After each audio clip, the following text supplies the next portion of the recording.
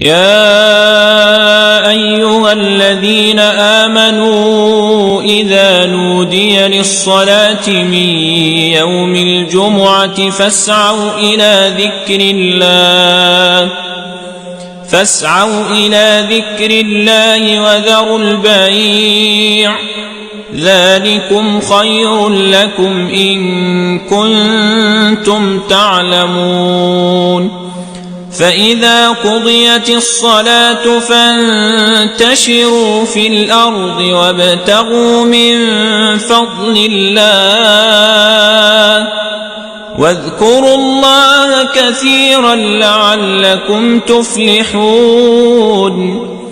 وإذا رأوا تجارة أو لهوا انفضوا إليها وتركوك قائما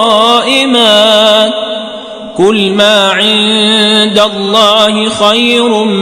من اللهو ومن التجارة والله خير الرازقين